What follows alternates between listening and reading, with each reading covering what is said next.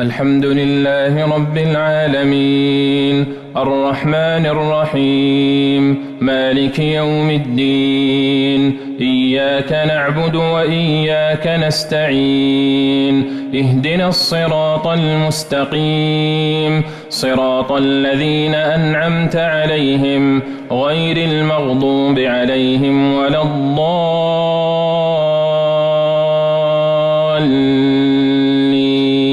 الضالين آمين.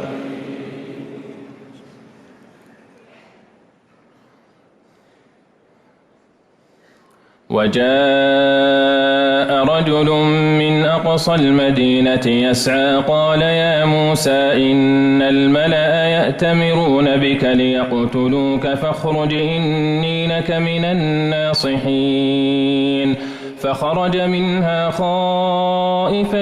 يترقب قال رب نجني من القوم الظالمين ولما توجه تلقاء مدين قال عسى ربي أن يهديني سواء السبيل ولما ورد ماء مدين وجد عليه أمة من الناس يسقون ووجد من دونهم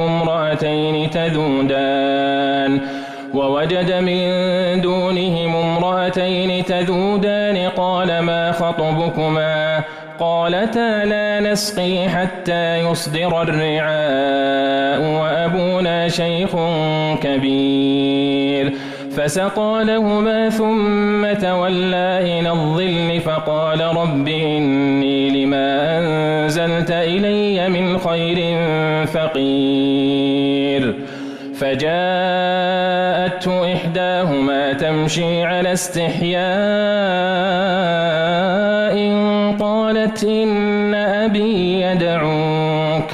قالت إن أبي يدعوك ليجزيك أجر ما سقيت لنا فلما جاءه وقص عليه القصص قال لا تخف نجوت من القوم الظالمين قالت إحداهما يا أبت استأجره إن خير من استأجرت القوي الأمين قال إني أريد أن أنكحك إحدى ابنتي هاتين على أن تأجرني 8 حجج فإن أتممت 10 فمن عندك وما أريد أن أشق عليك ستجدني إن شاء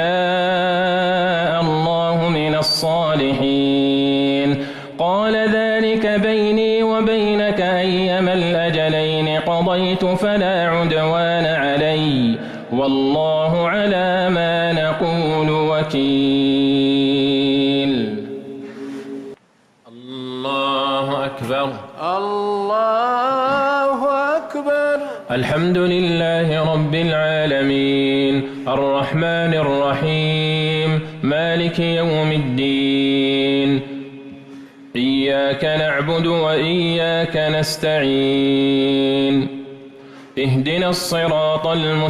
المستقيم صراط الذين أنعمت عليهم غير المغضوب عليهم ولا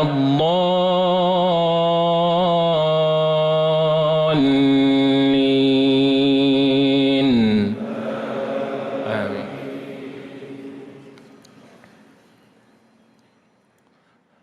فلما قضى موسى الأجل وسار بأهله آنس من جانب الطور نارا قال لأهلهم كثوا إني آنست نارا لعلي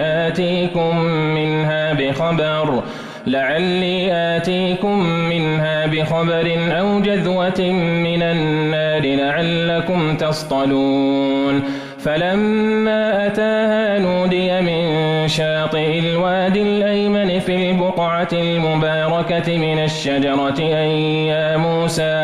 أي يا موسى إني أنا الله رب العالمين وأن ألق عصاك فلما رآها تهتز كأنها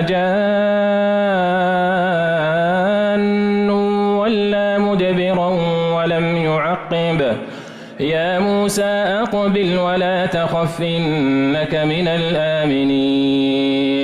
أسلك يدك في جيبك تخرج بيضاء من غير سوء أسلك يدك في جيبك تخرج بيضاء من غير سوء واضمم إليك جناحك من الرهب فذلك برهانان من ربك إلى فرعون وملئه إنهم كانوا قوما فاسقين قال رب إني قتلت منهم نفسا فأخاف أن يقتلون وأخي هارون هو أفصح مني لسانا فأرسله معي رد أن يصدقني إني أخاف أن يكذبون قال سنشد عضدك بأخيك ونجعل لكما سلطانا فلا يصلون إليكما بآياتنا أنتما ومن اتبعكما الغالبون